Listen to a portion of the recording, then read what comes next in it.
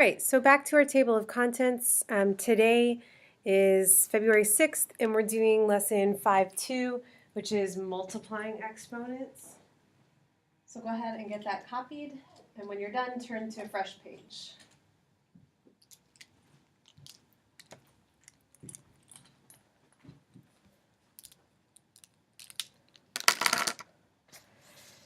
And this video can be paused if necessary to give everybody a chance to finish, but I'm going to go ahead and turn to a fresh page and get started with the notes.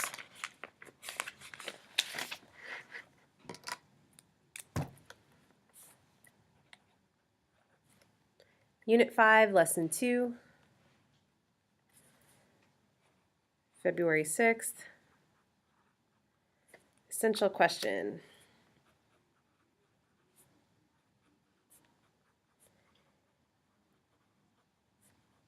How do I simplify expressions with exponents?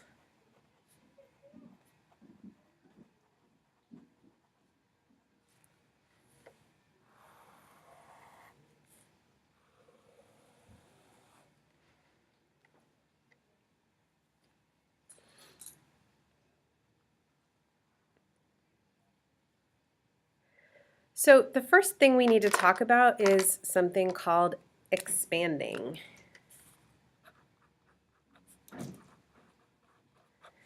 And this is the key to everything we're going to be doing for the next few days. I'm going to jump in with an example. Example 1, expand x to the 5th power. And so we're now going to be doing things that cannot be typed into a calculator because they're going to have variables in it. Like you cannot type x to the 5th power in, and we can't decide what it equals because it doesn't equal anything, right? It's just x to the 5th power. But what you do need to be able to do is expand this out. What does x to the 5th power mean? Well, this is our base. That tells us what number to multiply. This is our exponent. That tells us how many times to multiply it. So to expand this, you would write x times x times x times x times x. That's it. Done. Let's do example 2.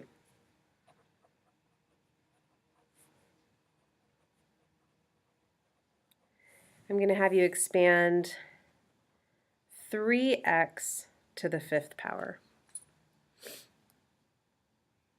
This gets a bit tricky. So for 3x to the 5th power, this is the base, that whole thing. The base is what we multiply, so it's 3x that's going to get multiplied. The exponent tells us how many times. So this is going to look like 3x times 3x times 3x times 3x times 3x. That's how you expand it.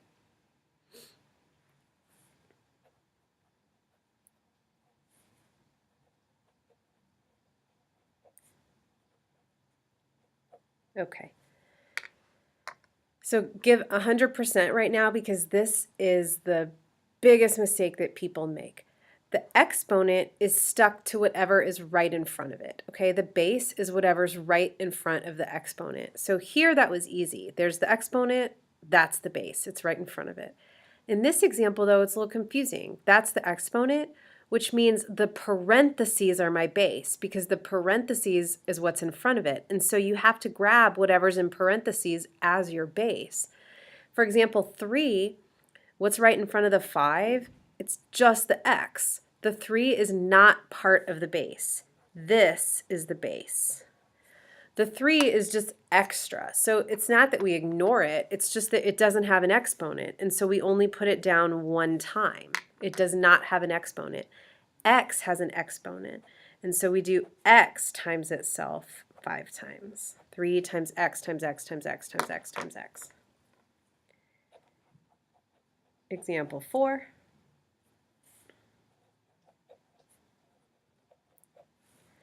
We're going to expand negative n to the 3rd power. With these negatives, it gets super tricky.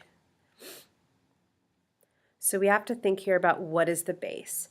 So there's our exponent. Whatever's right in front of it is the base. The parentheses are right in front of it, so everything in parentheses is the base. So that means we maybe want to put like a little invisible 1 in there.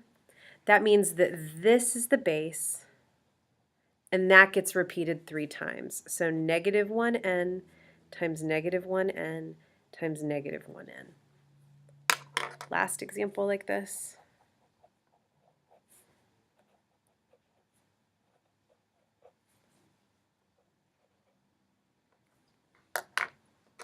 Okay. Think about what the base is here. So this is our exponent, this is the base, whatever's right in front of it. The negative, which by the way has like a little invisible 1 there, the negative is not part of the base. So we have to include it, but we only include it once. So it would be negative 1, just goes down once because it doesn't have an exponent, and the n gets repeated 3 times. So that's the first part of the lesson, just being able to expand. Now, simplifying is what this lesson is really all about.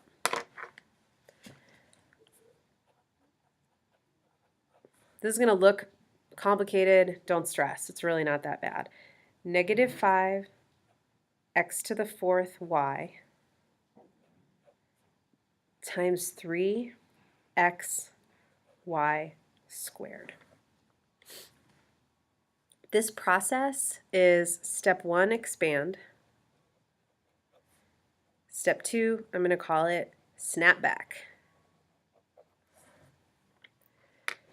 So looking here at example 6, the first thing we're going to do is expand everything out. So you're going to look at a number. If it doesn't have an exponent, you put it once. Everything's being multiplied, right? If it does have an exponent, you expand it. Negative 5 does not have an exponent. It goes down once. The x does have an exponent 4 times. The y does not have an exponent, so it goes down once. So that's my first set. Everything is being multiplied here, so the parentheses aren't really necessary. The 3 does not have an exponent, so it comes down once. This x does not have an exponent, so it comes down once.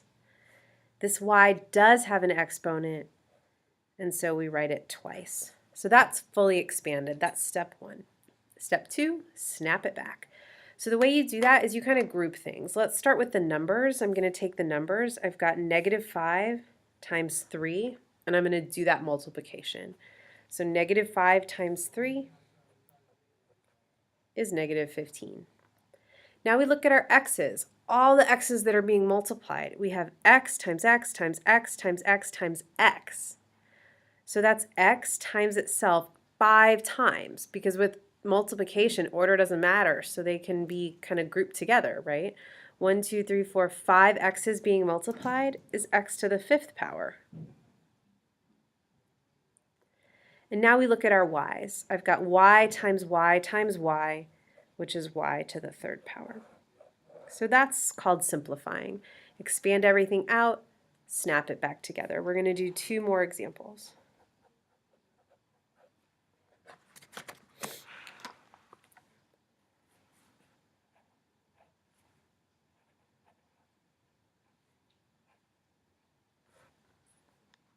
Okay. This is a tricky one for sure. So I'm going to go through it. If something has an exponent, I'm going to expand it out. So I'm going to start with the 2. This 2 does not have an exponent, so I'm going to just basically drop it down. And the next thing I come to is the parentheses. So I'm going to treat this like a group. This is the base with an exponent of 2.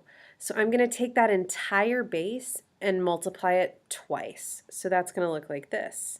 AB to the 4th times AB to the 4th. So I expanded. Okay, now I don't need that exponent anymore because I did the multiplication twice. There's my base twice. Now the issue here is that I'm not done because I still have exponents that need to be expanded. So I'm going to repeat the process. We go through. The 2 does not have an exponent, it drops. The A does not have an exponent, it drops. The B does, so we do it 4 times. And then here again, the A doesn't, but the B does. Now all we have to do is snap it back together. The 2 doesn't even have a number to multiply with, so I drop it down. We think about our A's. We have A times A to the 2nd power, and then we count up our B's. 1, 2, 3, 4, 5, 6, 7, 8, all being multiplied together, B to the 8th power. All right, guys, one more.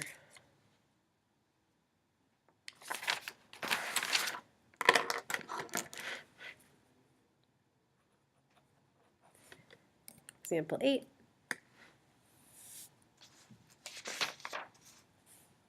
I'm going to sort of make it as hard as I can. 5a to the 3rd times 2ab squared to the 3rd. And what I'd like is for the video to pause and then see what you come up with. I want you to try to expand everything back and snap it back together. You're probably going to get it wrong because there's a lot going on here, and that's totally fine. And then play the video again and we'll just kind of see if things went wrong, where they went wrong. So go ahead and pause and then push play when you're ready. So first step, drop it down. The 5, no exponent, drop it. A times A times A. Now when I get here, I've got to be careful because this has an exponent of 3, which means this entire base needs to be repeated 3 times. 2ab squared, 2ab squared, 2ab squared. Some of you may have expanded all of it out at once. That's totally fine. I kind of did this first group and then dealt with the parentheses. But there's still expanding to do here. So I've got 3 times 5, A, 2, A, B, B, 2, A, B, B, 2, A, B, B. This is ridiculous. Okay, now we snap it back together. So in terms of the numbers, it's kind of a lot. I've got 3 times 5 is 15. 15 times 2 is 30. 30 times 2 is 60. And 60 times 2 is 120. That's kind of a lot to handle. But now all we're left with is A's and B's, so I'm going to count them up. I've got 1, 2, 3, 4, 5, 6 A's being multiplied, so that's A to the 6th power. And then I've got 1, 2, 3, 4, 5, 6 B's, so that's B to the 6th power. And there it is. So what I'd like you to do right now is go back through your notes, kind of look them over. I know it's really hard when I'm not here, so I want you to work on a summary for these notes. What's the process for simplifying these pretty complicated expressions? How do we do it? There were 2 basic steps, but go ahead and explain it in your own words.